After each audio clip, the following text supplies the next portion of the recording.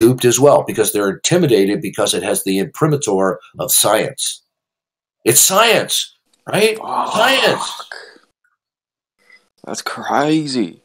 And you see, because people, if you don't take a personal interest to investigate both sides, it's going to be hard for the layman to distinguish and differentiate between what is the actual data and what is the interpretation of the data. And the interpretation of the data is usually to the general public presented as the data. Okay?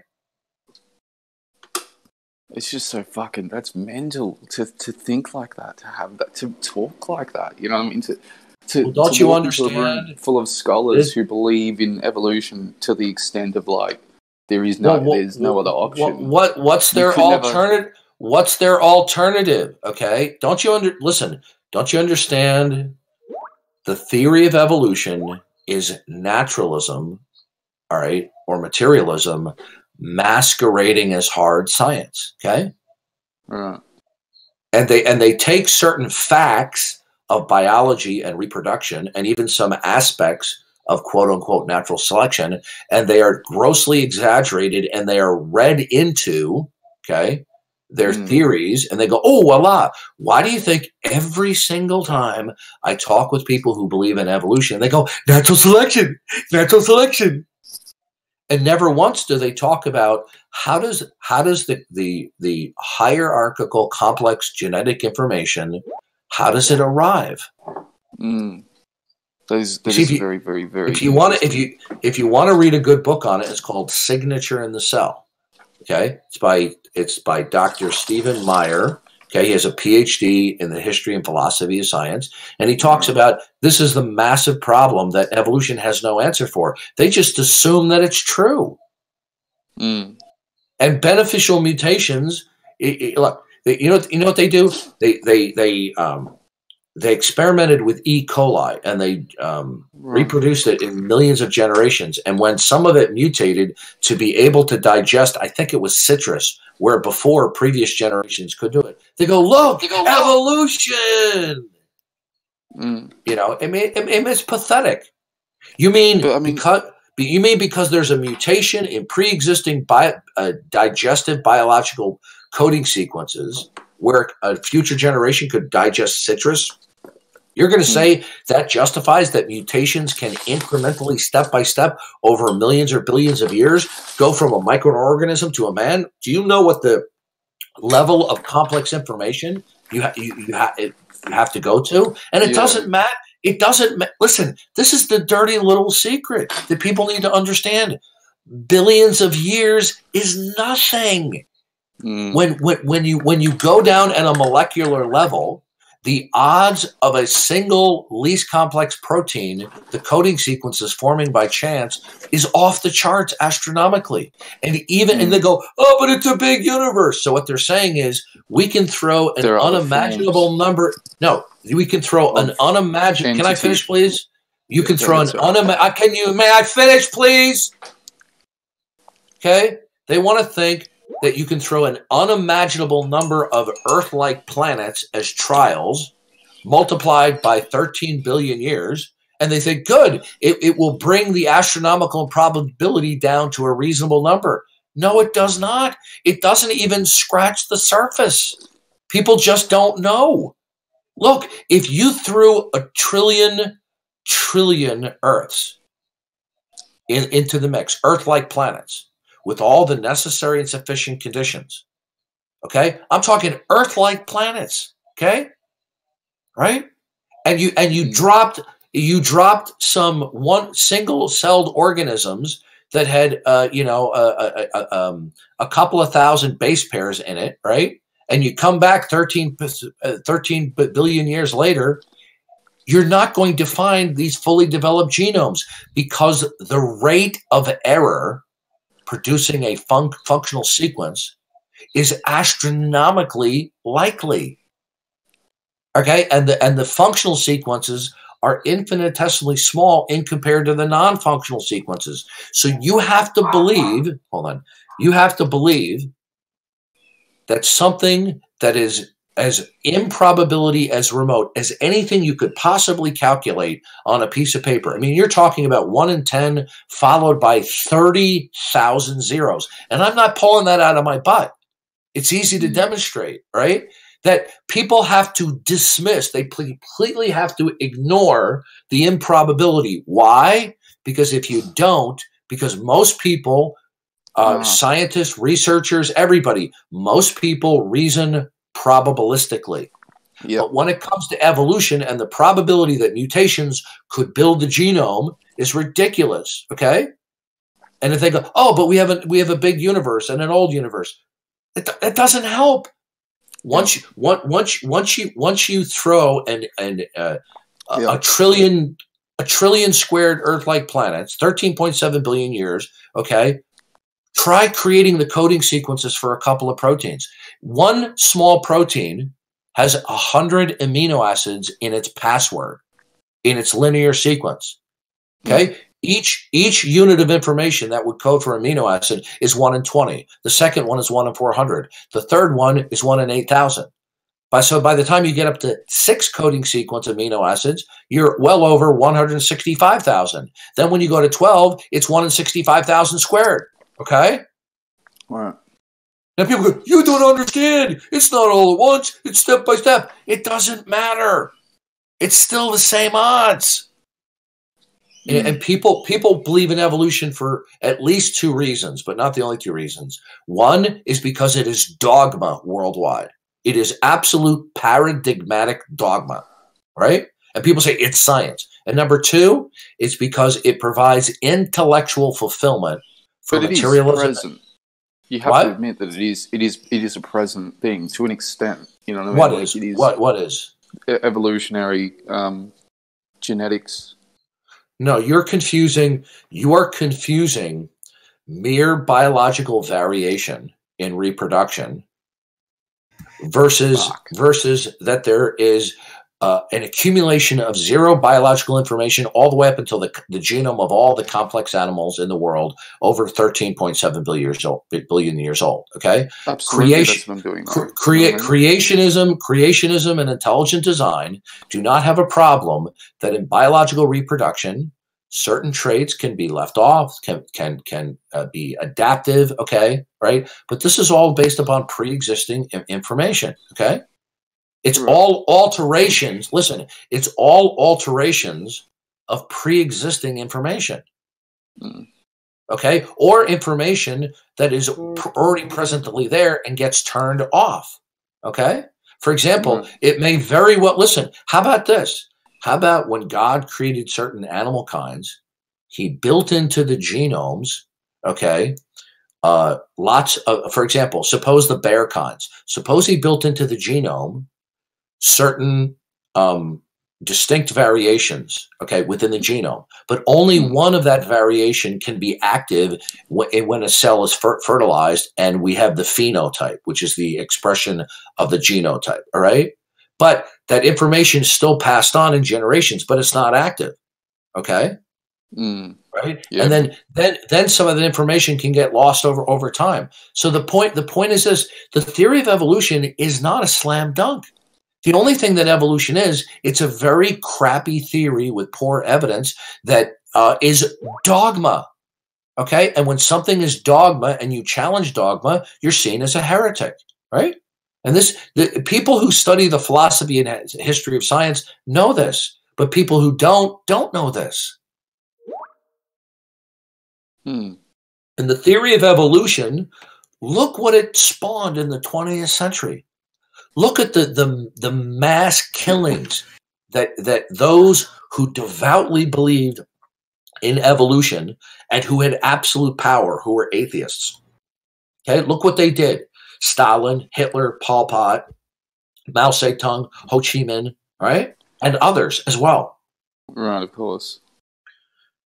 Hitler's whole master race ideology, although he was interested in the occult, was not simply a cult. He was heavily committed, okay, along with the German version of Darwin, Ernst Haeckel, committed to evolution. Now, of course, atheists who believe devoutly in evolution aren't just going to swallow that. They're not going to take it because to them, evolution is beloved. Evolution is their God. Okay. Now, would you like me to prove that? Okay. To atheists, evolution is their God. Anybody doubt that? Anybody want to challenge that? Because I can prove it. Because I can tell you, I can quote their Moses. Their Moses I is do Charles want to Darwin. challenge that just for interest. Okay, good. You want to? I'm good. I'm going to show you. Just for interest. Their Moses is Charles Darwin. Okay, he is the Moses that leads them to the Promised Land. Charles Darwin, in a letter to Asa Gray, said the following, and I'm going to paraphrase it. He said, "Evolution is my deity." Mm-hmm.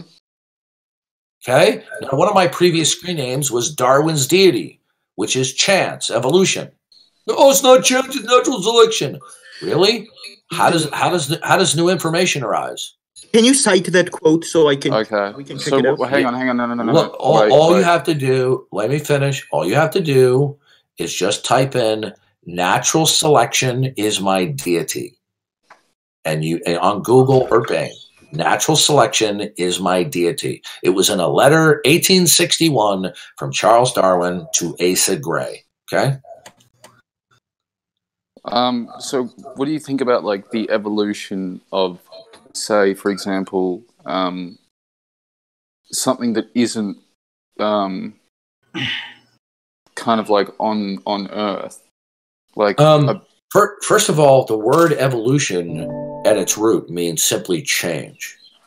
Right. Now, but the word evolution takes on different connotations depending on what subject. We could talk about the evolution of the smartphone, right? But evolution, when it comes to biology, generally is simply not referring to biological change as well, because they're in survivability and reproduction, right?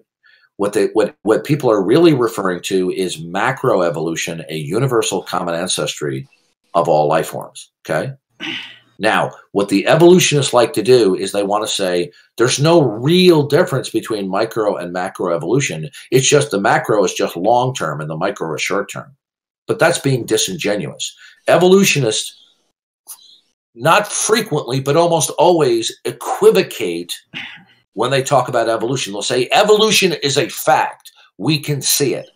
Okay? Well, no, you can't see a universal common ancestry. Now, can you see minute biological changes in reproduction such that certain traits provide for an increase of fitness in a given environment? Yes, you can see that. And that does not mitigate against creationism or intelligent design. So what they do is they equivocate with that, with evolution on a large scale, where you go from a single organism with 22,000 base pairs all the way to 3 billion base pairs in the human genome. Okay? Right. So you have to understand that if you study, and by the way, I'm no expert on the philosophy of and history of science, but I know enough to understand that I've been bamboozled in the past, right? So what you will find is that people in science are just the same as everyone else. They're just as honest and dishonest, truthful and not truthful, and science is governed by paradigms and dogma. Okay, now it may be the case that some dogmas in science are absolutely correct, and I don't have a problem with that. But let's not deceive ourselves that all dogmas in science are necessarily correct. Not even Stephen Hawking believed that, because Stephen Hawking was an instrumentalist. An instrumentalist is somebody who says, okay, I can accept these theories at face value, but they're not necessarily true. I'm only going to accept them insofar as they serve us utility. But it doesn't mean they're necessarily true. But I mean, in time, people. I mean, you say like, these scientists are incorrect, but perhaps like these scientists are incorrect right now, and the progress toward, you know what I mean? The future. No, you're not understanding. Listen. Has science made unimaginable levels of knowledge and progress? Absolutely, but that's not a guarantee, because of the last generation, they made progress over the previous one, but we've made progress over what they did. Okay, what they used to think is true. Can I also ask you? By the way, the two dogmas that are here today, quantum mechanics and Einstein's theory of relativity, people who are in the know one of them is wrong, at least wrong. But because they're so useful in predictive capability, that's why we use them. Listen to me. Yeah. Let's take quantum mechanics as an example of devout belief in evolution. David Tong is a physicist, and he delivered a lecture on the nature of quantum mechanics. And it was a brilliant lecture. I didn't agree with everything he said, not because I know better than he is, but he said some things that were metaphysical and not science. But nonetheless, he said this is the current understanding today that we have in quantum mechanics. And then he said this to the audience. But we could be entirely wrong if we're looking at it from slightly the wrong perspective. If we're looking at certain interpretations of physical phenomenon from slightly the wrong perspective and we're unaware of it, then we can come to vastly the wrong conclusions about things. Look at the difference between the heliocentric view of the universe. Okay, look what happened with the Copernican revolution. Okay, the guy sitting on the hill watching the sun go around the Earth. Okay, goes. Did he have a reason to suspect he wasn't at rest? Yeah. No, he didn't. That's why the Copernican revolution was so big, because Copernicus did all these calculations, and it dawned on him, wait a minute, maybe we're not at rest. Can I also really quickly wanted to ask you, Darth, do you believe that a Christian cannot consistently be a theistic evolutionist? That's my view, but there are some Christians that I admire and like William Lane Craig, but it's disgusting that they accept it. It's because they're just kowtowing to the modern dogmas. Okay. Can I ask you? Evolution doesn't mean they're wrong. Evolution. Oh well, from a Christian point of view, it means that they're wrong. It means they are capitulating what the Bible says, and they're reinterpreting it in a way to harmonize with modern dogma. They are exalting what the interpretation of the minds of men to. They are exalting that, and they are taking what God has expressed, and they're trying to conform it to the interpretations of men about this natural world. Okay, that's exactly what's going on. Well, I know. Do you also think that people accepting old Earth creationism or gap theories is yeah, they're capitulating to the modern dogma of materialism. They don't see unless you have an interest in it, it's easy to get sucked into it and being intimidated because they call it science. How many of them know that uniformitarianism is a metaphysical philosophical commitment and interpretive grid to interpret geology? Many of them don't even know it. How many of them don't know that radiometric isotope dating and related dating methodologies are guilty of circular reasoning? Okay? How many of them don't know that? And by the way, shame on William Craig, because William Lane Craig knows of the statistical improbability of mutations to form a genome, yet he still capitulates. Okay? I was trying to find, I was the guy that brought up the dog thing earlier, but I was trying to find a paper that I did a few years back on snake cobra spitting evolution. Because I did a big genetic test in a laboratory up in North Wales. And I took samples from about 30 different species of snakes covering the regions from Southern Asia down into Africa. And they formed 4 big groups. 2 of them were filled with spitting cobras, but they weren't the basal group. So that means that evolution, spitting evolved twice into those 2 big groups. How would that be explained? Well, when you say they're spitting, is that a behavior, or are you referring to some anatomical feature? It's the anatomical features that allows the spitting. Like what? It's the way snake teeth are formed. So you've got the fangs on a cobra are hollow, and that's what shoots the venom in once it bites. But what happened is they developed a new canal at the front of the teeth. How do you know? How do you know that? Because we can test how they're phylogenetically related, and we can see that the basal group. Hold on, stop right there. Did everybody just hear what he just said? What he just did. This is what evolutionists do. They bamboozle you with terminology without unpacking it. You can check right. The phylogenetic tree. Okay, now ready for this? Watch this. I'm going to teach you guys. This is how you refute it. How do you check the phylogenetic lineage?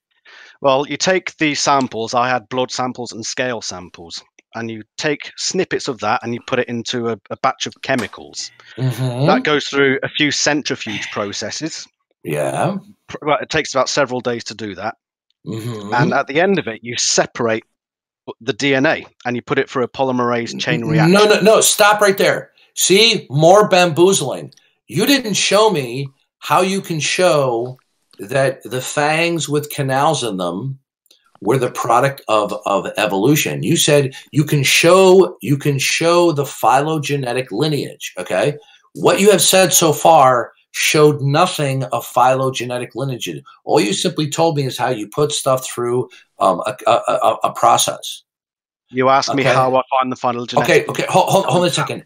Are you showing it through DNA? Yes. Okay. How do you know that the coding sequences for canals in some snakes gets turned on or off in reproduction? Could it be? How do you know? Listen, are there anatomical traits in some creatures that get turned off in the genome?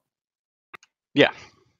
Okay, so there could be inherent generations ago, from a creationist perspective, where the canals, the coding sequences for it is in the code, and it can either be turned on or off. And in successive generations, you could have one long lineage where they didn't have the canals and others where they did, where the coding sequences gets turned on. That does not support a Darwinian evolution. You ever heard of the cecal valves in the lizards in the islands of the Adriatic Sea? Yeah, we were talking about that earlier. Yeah. So the fact of the matter is there's a certain percentage of all lizards that have cecal valves, but these lizards did not have the cecal valve anatomically, but several generations the cecal valve emerged. Does that mean there were mutations that constructed all new anatomy and physiology that didn't exist before? No, it does not. Yes, no, it doesn't. Shut up. He's talking to me. Okay, it does not necessarily indicate that. Okay, you're imagining that random mutations can accrue to produce long coding sequences for complex anatomy and physiology. That's never been observed. Now, here's an alternative explanation that generations upon generations upon generations of lizards, some of the lizards could have the coding sequences for cecal valves turned off. Okay, and they stay that way because of environmental conditions. Whereas in some conditions where the cecal valve would be turned on and it would show up in the phenotype, okay, it would show up in the phenotype, and if environmental conditions favor that, then they will reproduce. It does not necessarily show that random mutations produce those coding sequences for anatomy and physiology. You see how you're blinded by evolutionary dogma? Because you have already ruled out in your mind creationism. You've already ruled it out. No, he didn't. Can I respond? Sure.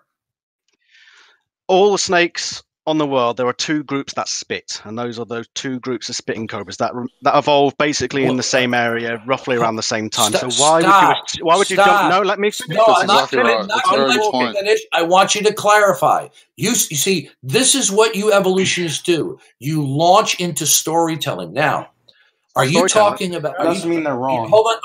Listen to me. I'm going to ask you a question. Okay. Do you believe in Darwinian evolution? I accept. Yes. Yeah. Okay. I accept it inside the okay. I'm asking AHOG. Okay. Does the Darwinian? Just call me Adam. You can call me Adam. I'll just call you AHOG. Okay. That's fair.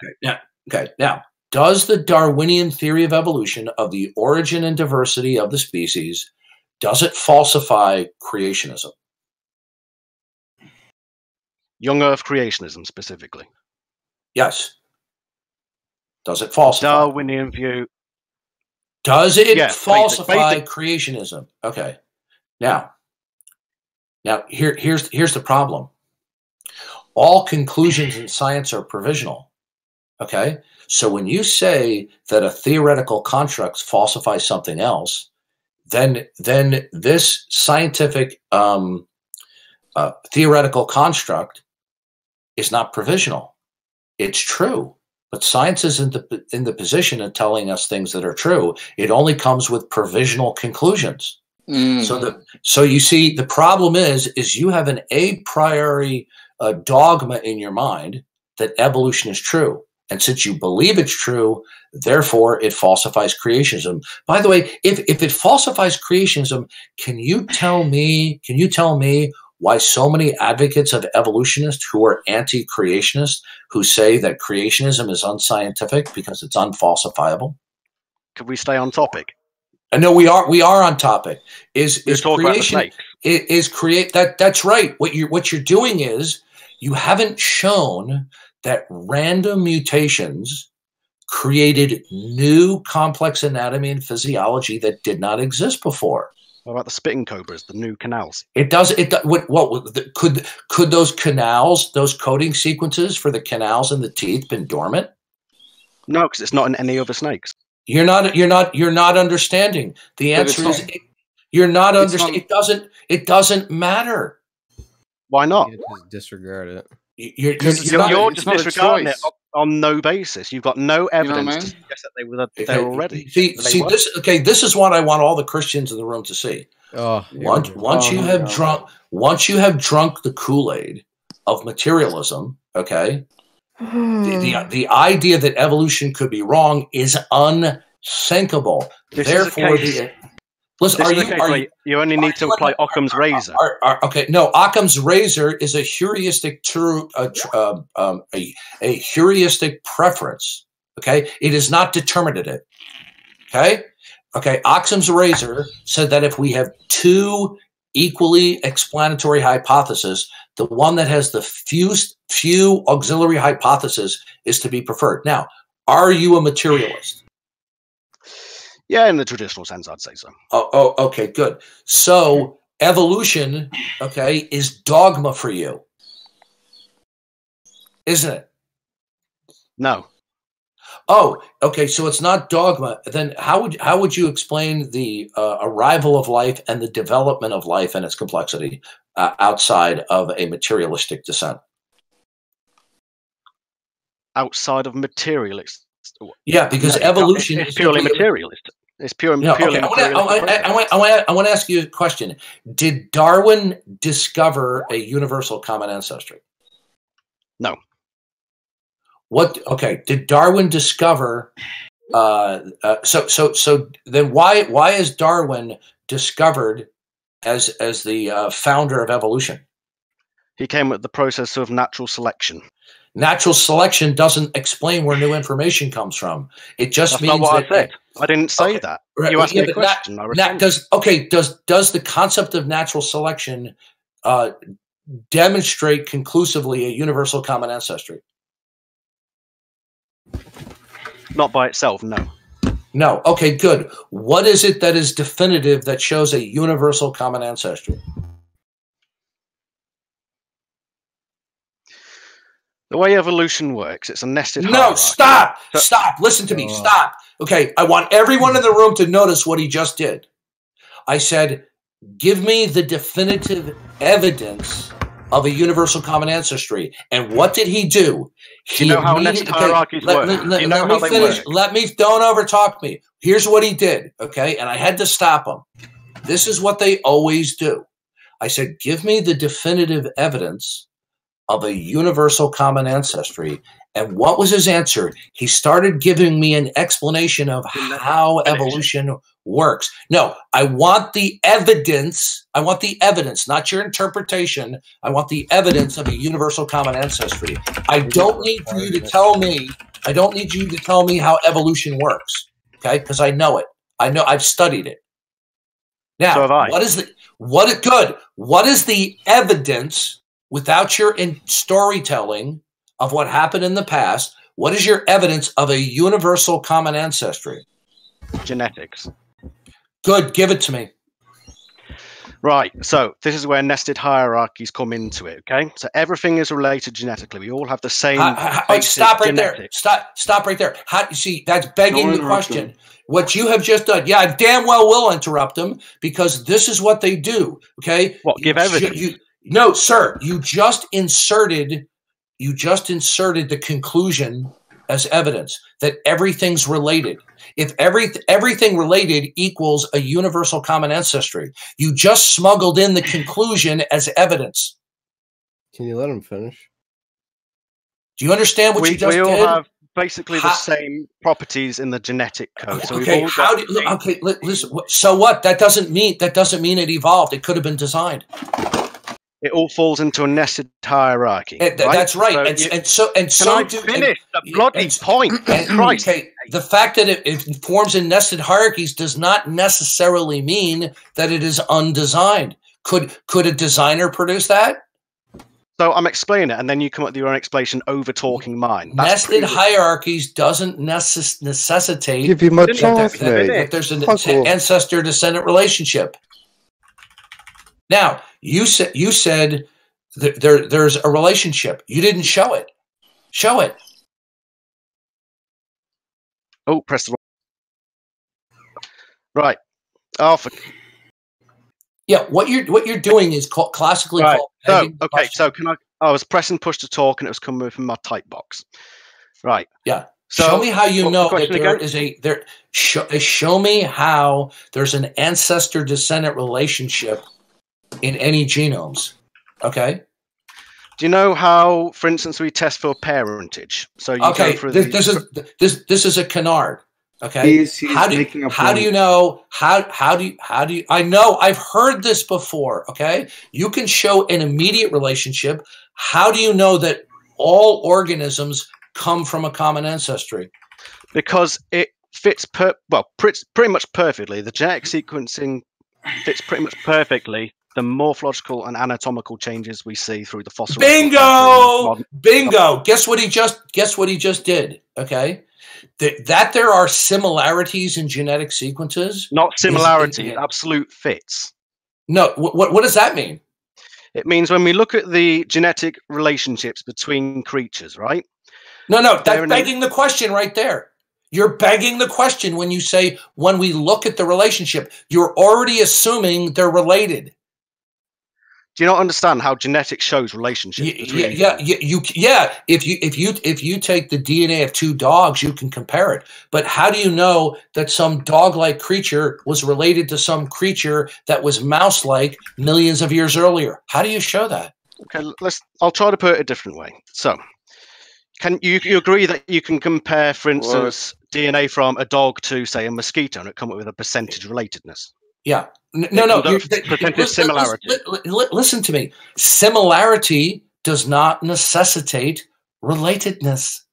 But do you agree that that similarity can be found? Only if you're dealing with creatures that are alive. See, listen to me, dude. Here's your mistake. Here's your colossal mistake. You see, you have drunk the Kool-Aid of evolution so much. What you do is, when you try to defend evolution, you smuggle in evolution by begging the question. Some things aren't evolution. Listen you guys to talk me. about shit that isn't evolution, man. Shut up, or you're going to get server muted. Now, here's the problem. Are you able to analyze the genomes of animals that lived for over millions of years ago? No. How are you able to show that there's an ancestor-descendant relationship? What is your empirical, listen carefully, what is the empirical methodology to show an ancestor-descendant relationship between any mineralized fossils? So you agree that we can check the similarities between animals that live in the modern day? I'd like an answer. I'd like an answer to my question. I'm putting it into a context that even I'd like an answer to my question. I'm getting to it, right? No, I want an answer to this question.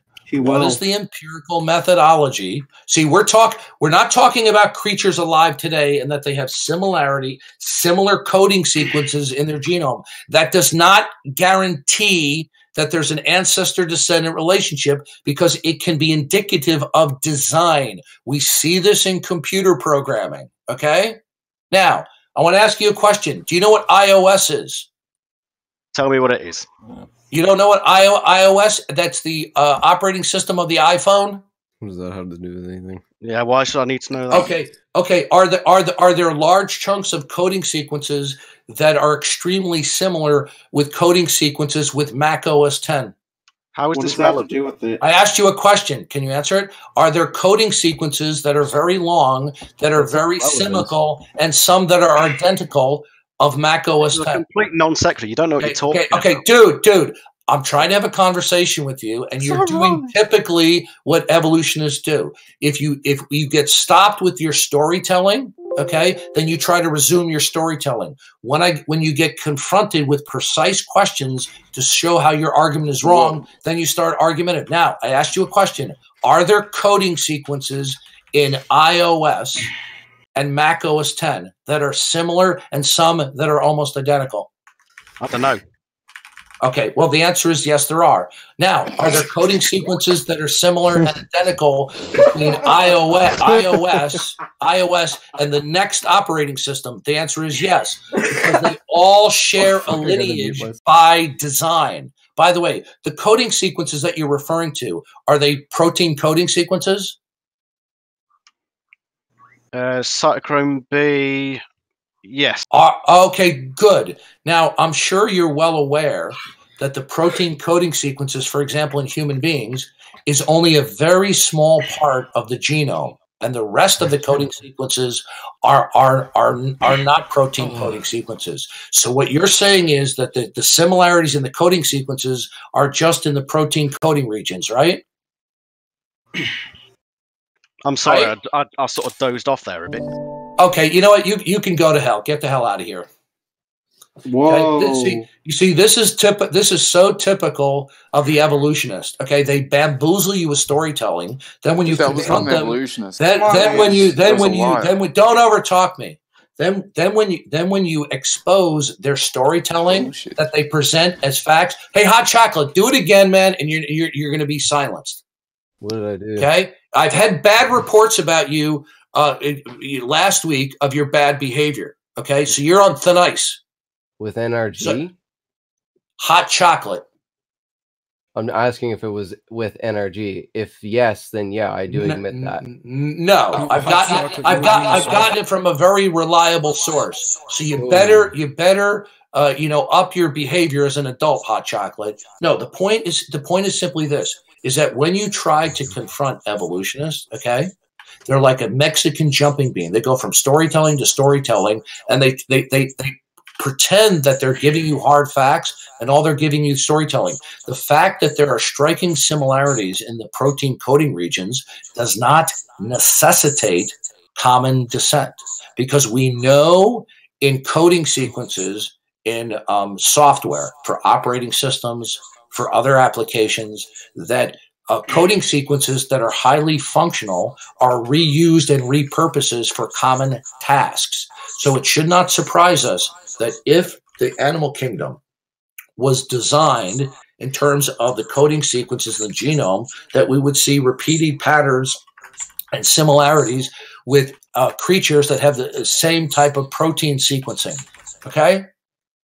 Now, what they're completely overlooking is they're assuming that there can be an ever-increasing rise of complex genetic information, and they believe it's from mutations. But this has never been observed, okay? Beneficial mutations. Hey, Batishar, you're now muted, okay? You got an open mic. Shame on you. Okay? The dirty little secret is beneficial mutations do not and cannot account for the rise of genetic information from microorganisms to human beings over billions of years. Okay? From a probabilistic standpoint, it's as close to impossible as anything probabilistically gets. But because, and by the way, this dude was a materialist. He's an atheist. Evolution has to be true for him, because if it's not, you want me to prove it to you? I'll give you a quote from Richard Dawkins. Okay? Richard Dawkins, who was a staunch evolutionist and atheist, said this. He said, before Darwin, atheism was tenable. Now, there were some atheists, but after Darwin, Darwin has provided atheists with intellectual fulfillment, okay? And so you will be finding people who generally, not always, who are materialist, naturalist, atheist. Evolution is their creation story. And without it, this makes the existence of God of paramount theological significance. And they don't want to give a divine foot in the door, okay? Even their own atheists, scientists like Richard Lewontin has said this. This is the dirty little secret, okay? Evolution, the theory of evolution, okay, is stealth atheism, okay? Charles Darwin wrote, and if anyone wants to see it, I'll give you a copy of the book. Charles Darwin wrote, and he said, he basically conveyed the idea, if his theory of materialistic descent succeeds, he will have achieved murdering God. Oh, that's mental. That's what he said. That's mental, man. It's so hogwash, just crazy, man. You know what I mean? Just like fucking so manipulative, but in a good way, but in a bad way. Dude, you're making no. The way Richard Dawkins is, man, like the way he argues against people. Dude, you're making no sense. You're making no sense at all. Oh, please. But by the way, I could grant that guy. I could grant him. Okay. I could grant him evolution, but if we grant evolution, then you can't grant evolution. Okay. Watch this. AHOG. If evolution is true. Hello. If evolution is true, it selects for conduct, not for truth. Okay? So if evolution is true, you have no reason to trust your reason. Okay? Okay. And if evolution is true, then you're just a meat machine, and the thoughts in your head and the thoughts in my head are not free. They're not chosen. They are all determined purely and only by antecedent conditions. And the thoughts you have right now in your head and the thoughts that I have right now in my head are simply the product of billions of years of antecedent conditions and the interacting of the clicking dominoes of molecular occurrences. I find it fascinating. So if materialism is true and evolution is true, then you cannot know it is true. I guess not. No, you can't. And by the way, since you're a materialist, since you don't believe in God, you have no grounds to form propositions that are truth bearers. Okay? Because in order to have propositions that are truth bearers, such as there's genetics or genetics indicate that or this, okay? Do you believe that you could successfully argue for evolution if propositions were not truth bearers? Assuming I think I know what you're talking about, I think yes. Okay. A proposition is a truth bearer, okay? A proposition can be expressed in sentences. Can be expressed in English, French, sign language, in a pictogram. These are all what we call statements or sentences. Okay, you could have two statements that represent the same proposition. A proposition is a truth bearer. Okay, now. Yeah, carry on. Now, without truth bearers, propositions being truth bearers, you couldn't know anything, including evolution. So truth-bearing propositions are a necessary prerequisite to know evolution, correct? Yeah, okay. Now, in order to have propositions that are truth-bearers, you have to have normative notions about how beliefs and true beliefs are to be properly and correctly formed. Right? Can you repeat that again, please? In order to have propositions that are truth bearers, you have to have normative notions about how beliefs and true beliefs are properly formed. Yep. Good. In a world of materialism, there is no normativity. Yeah, carry on. Okay, is there normativity in your materialistic world? Judging by what you've just said, no.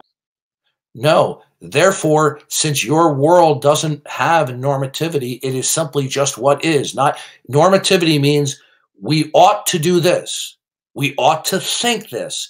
We ought to form beliefs about things that are true this way and not that way. There is no oughts in atomic and molecular reactions. Okay? Yeah, okay. Does your world provide, okay, philosophically for oughts? Yeah. Really? This is going to be shocking to atheistic philosophers out there. How do you derive an ought from an is? How do I derive an ought from an is? Yes. I don't know. The answer is you can't. And what you're going to do is I'm going to confront you with this devastating defeater for evolution, but you're going to ignore it and you're going to whistle past the graveyard. You're going to ignore everything I've said. You'll leave the conversation. I don't mean right now, because you are committed to your own autonomy. Because I'm looking forward to it. We're looking forward to what? I'm looking forward to it.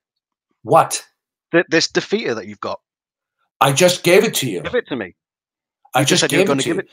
I just gave it to you. Your world does not have the prerequisites for normativity. If you can establish normative notions, then there's no way to establish correct or incorrect beliefs.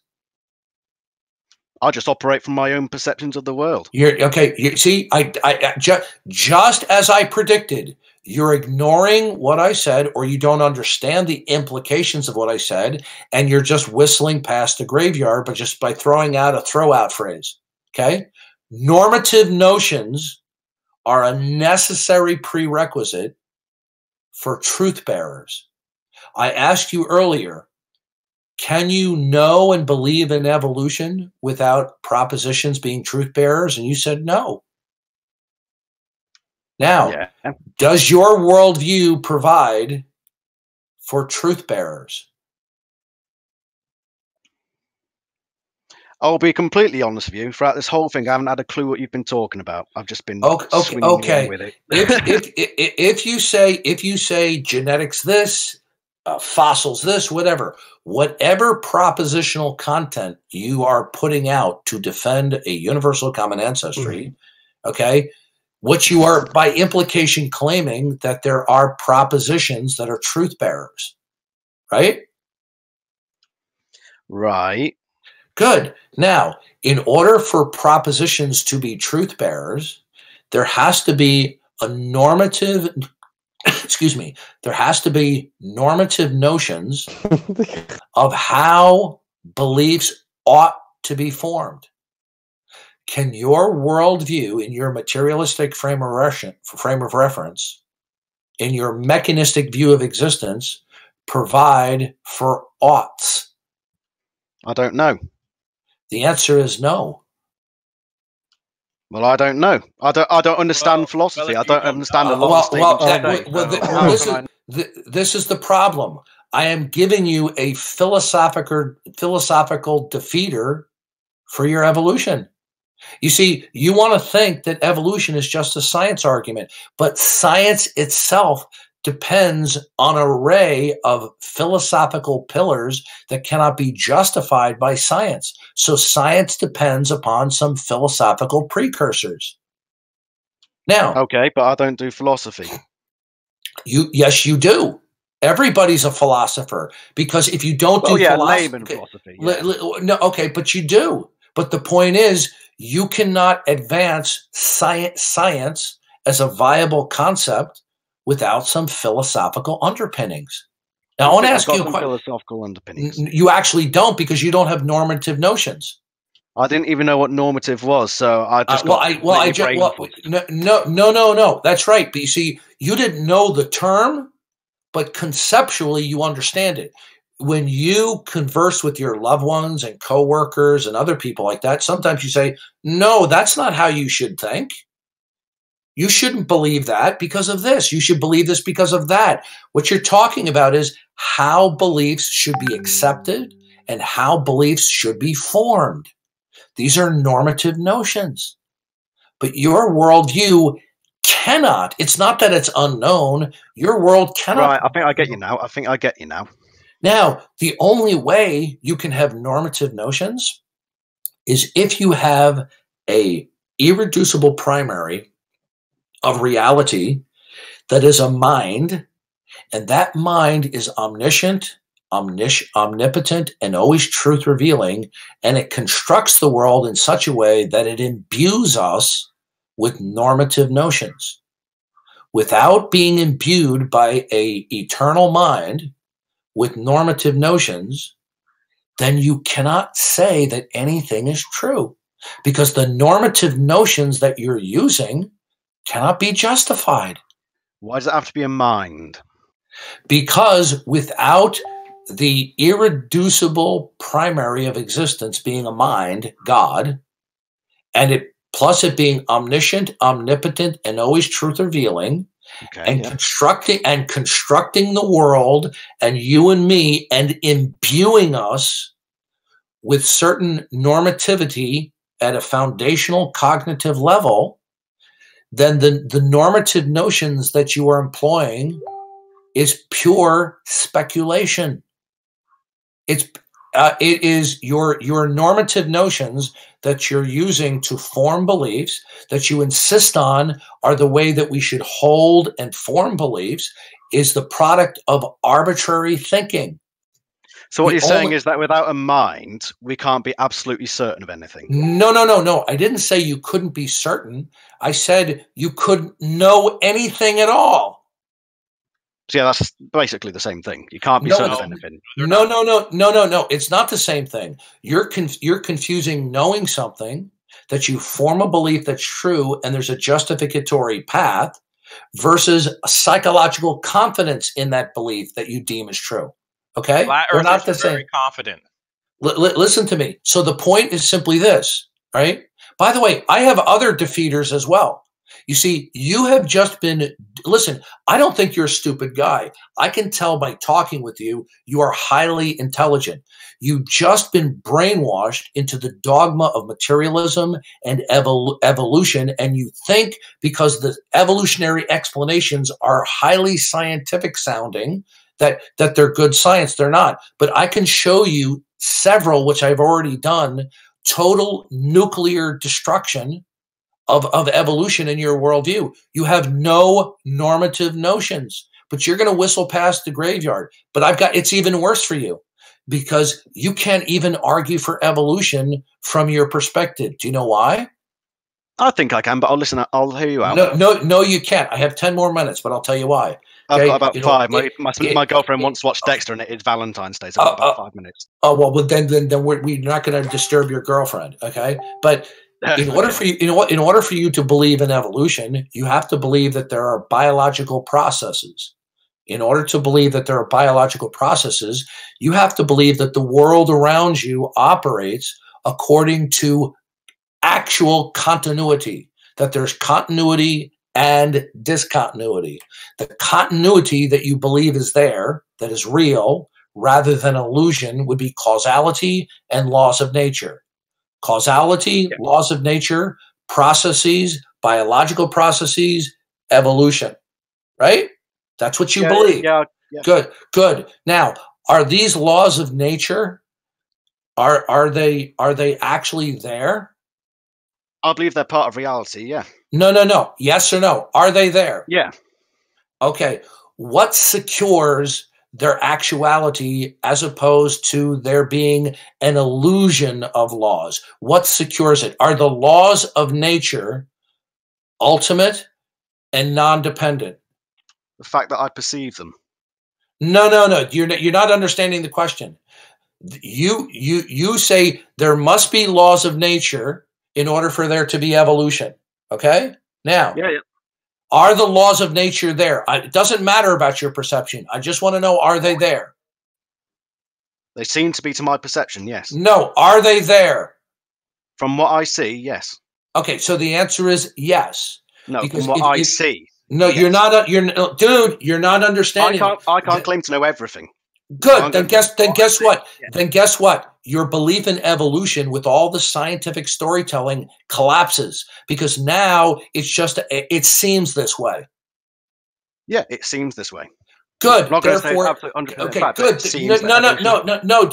Yeah, but at one time it seemed that the sun went around the earth, and they had no reason to assume that they were traveling at 800 to 1,000 miles an hour on a globe rotating on its axis.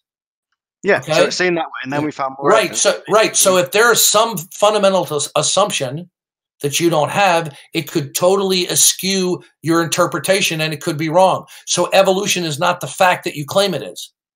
I never said it was a fact. Yes, you did. When? Earlier, in the first part of the conversation, you said it was proven. But fact. Okay, good. Is evolution proven? Is evolution true? I said that I accepted it. Okay, do you accept it as true? I think it's true, yeah. Okay, good. You think it's true. Now, in order for it to be true, there has to be laws of nature. Are there laws of nature, yes or no? From what I see, yes. I didn't ask you what you see. Are they true? I can only tell you from what I see. I can't tell you by any other way. Listen, so you don't know that they're true? They might not be. Okay, good. Then evolution might not be. In other words, the laws of nature. It seems like it is. So okay, why good. would I go with what it doesn't seem? Okay, well, if you make any fundamental assumptions that you're unaware of, you could be entirely wrong. I could be, but so could you. Good. Therefore, evolution is not necessarily true, nor is it necessarily. But it only seems to be because you're committed to autonomous reasoning, and you do not want to have your reasoning in submission to God. Listen to me carefully. I found a loop in your argument. All right, listen to me. I've got an even more devastating bomb to drop on you. Okay. Yeah, it's not a loop. You just can. Okay, listen. Yeah, here's the atom bomb for you. Okay, all right. It's totally nuclear. Now, I'm bracing myself. Since you don't believe in God, God is going to be defined as the irreducible primary that provides for all secondary things. Do you understand that scenario? That's your way of putting it. I wouldn't put it that way. No, that's a definition. That's a philosophical definition of God. It's called the creator-creation distinction, okay? Now, you don't have to accept that as veridical, all right? Now, but the point is, you are an atheist, so you reject all God concepts. So you reject the creator-creation distinction. Now, I'm just giving you a definition to show, to drop the bomb on you. Now, you do not accept that the irreducible primary of existence that provides for all temporal things. In other words, that which is eternal provides for that which is temporal. Now, you do not believe that the irreducible primary. Hold on a second, let me mute this person. Yeah, I think that person needs muting. Okay. You do not believe that what is primary in existence that provides for all temporal occurrences is an eternal mind. So, in order for you to coherently talk about secondary and temporal things, you're going to need a primary of existence. What is it? Reality. That doesn't answer that. Reality is an abstract notion. Is reality a set? Reality is a distinction between real and not real. No, dude. If you were to say that God was real, you would be. Listen to me.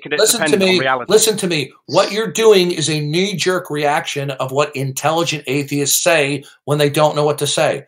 What is it that is the origin point of all things that begin? I don't know that.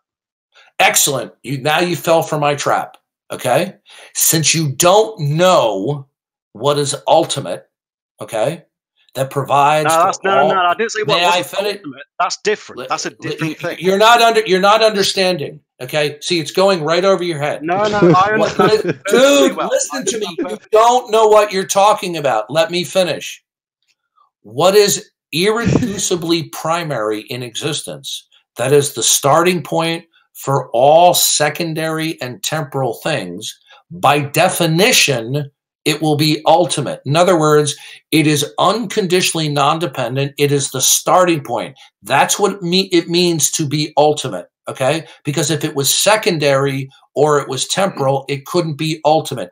Ultimate means the foundational starting point upon which everything derives and depends, okay? So, that can be separated into two different things. So you've got the starting point of everything, which can be different from what everything stands. Listen to me. Listen. I'm listening. Okay.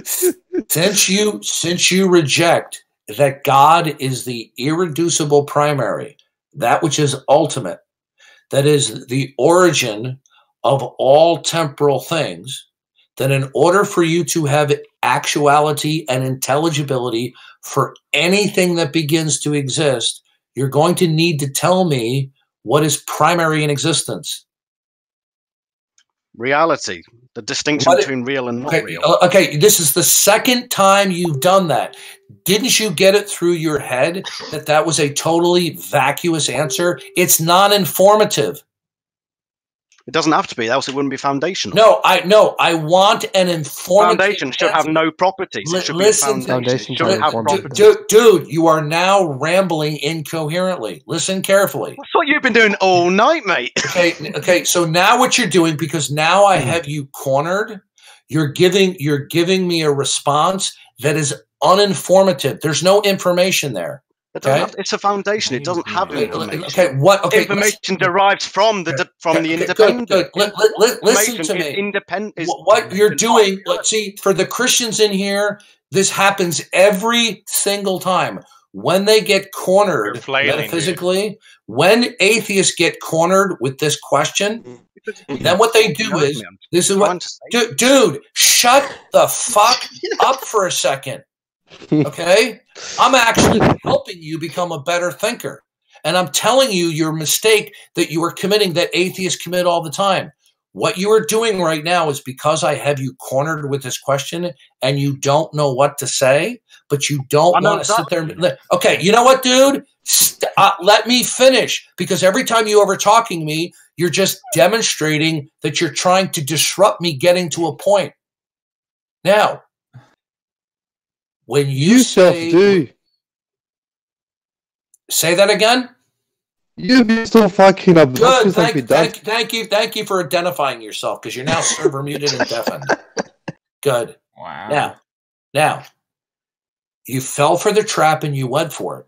When you say reality, you're only saying that non-informative, nondescript phrase. It doesn't give me any information because you don't know what else to say.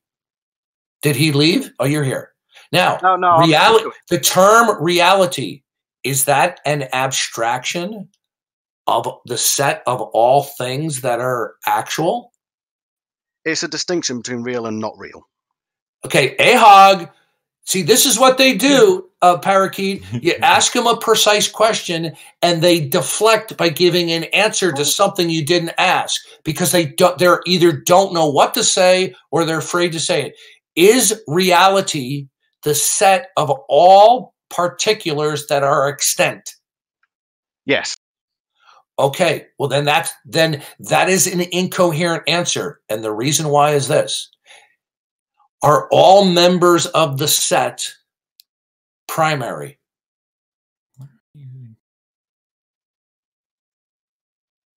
Sorry, can you say that again? I was responding to my girlfriend. Are all members of the set primary? No. Good. Then you didn't tell me what's ultimate or primary. You conflated the set for what is primary. Now, put it this way. No, stop. I'm going to ask you again. I'm going to ask you again, and I do not want to hear reality because I just debunked that response. No, you did. Okay? Now, yes, I did because no, you're not listening to me. Listen to me. You're not listening to me. Okay, you know what, dude? I'm really getting pissed off because what you're doing right now is what every atheist do. When you get cornered with this metaphysical thing, what you do is you blurt out answers that are vacuous, they're nondescript, and then when you're confronted with the vacuousness of it, you just become argumentative and you give answers that aren't substantive. Listen carefully. Is that which is primary, okay, is it one or the many? It's one. Okay, good. Is reality an abstract set of the one or the many? It's neither. It's foundational to both. You're not, dude, you're not understanding the question. Reality is not a predicate. It is not an attribute. It doesn't have to be. Listen, attributes dude, are a derivative. Dude, listen to me. You don't know what the hell you're talking about. You're just blathering. Okay, I'm going to see my girlfriend. I'm going to see my girlfriend now. Yeah, so. Fuck off. Okay, you're a typical atheist. Okay, this is what they do. This is what they do when they get cornered. They become like a cornered animal, and they start to get vicious. You cornered him. Of course I cornered him. This is what they do. It's not premuting powers. I could. Okay, bye, troll. Bye. Told you not to troll me before. Okay. Okay. Good. Now you have to remember that he doesn't know philosophy either. He should have asked questions of what you mean if he's not just. I know. I just get too quickly agitated. See, this is what they say. They say when you ask them what is primary, they say reality. Does reality include what is primary and secondary?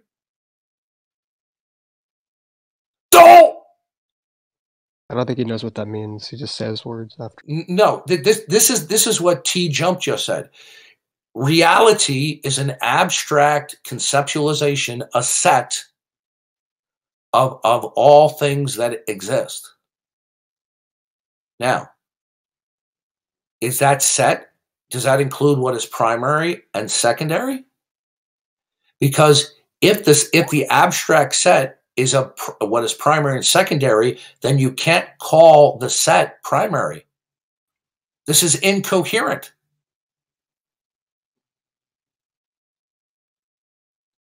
This is what they do, because now they know they cannot identify with specificity what is primary.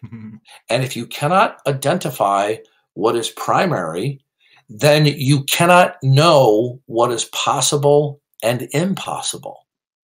If you cannot know what is possible or impossible, you cannot have intelligibility for propositions because you can't affirm or deny anything. Intelligibility is going to require a frame of reference. It's going to require what the system is and how facts are in the system, what the relationship are the facts are, and what the relationship of the facts are to the primary. If you have no identifiable knowledge of what the primary is to temporal things or the secondary, you can have no intelligibility. Okay? You know, saying that reality is primary, that's just dumb. Because he would say, well, reality is the set of primary and secondary. Well, then how is reality primary when it contains the secondary? What is it within the set? What is it within the set that's primary? He no longer can say reality. If reality is an abstract set of the primary and the secondary, then what's the primary? You see, this is why these clowns say reality, because they don't know anything else. Okay? And so rather than say, I don't know what is irreducibly primary or unconditionally non-dependent and ultimate that provides for all secondary or temporal things. Once you don't know that, then you can't talk about science. You can't talk about anything. Yeah. Yet they want to believe that there are metaphysical grounds to talk about evolutionary process. There's metaphysical grounds for laws of nature. Well, I asked him, what secures laws of nature? What is it? And then he wanted to talk about his perception of the laws of nature. So what he's saying is, I imagine there's laws of nature. How do you perceive the laws of nature? You can't. All right, listen, I got to go to dinner. Another dumbass, argumentative little atheist that when they get cornered, they become argumentative and obnoxious. Any quick questions before I go? Yeah. Can you just, if you don't mind, you can unmute AHOG. Yeah, can you unmute him? So other people can discuss it. I have a question. Yeah, real quick. Once do you believe that the Earth is flat? No. Okay. There's no reason to believe that. That the people who believe in a flat Earth are just 80% of them are just trolls, and the rest of them are just lunatics. There are some people who it seems to them that the Earth is flat, though. Yeah, and it seems to me they're lunatics. All right, I'll be back in an hour and a half or so. Have fun, everybody. Earth is flat, globehead. All right, anyone want to discuss Darth now?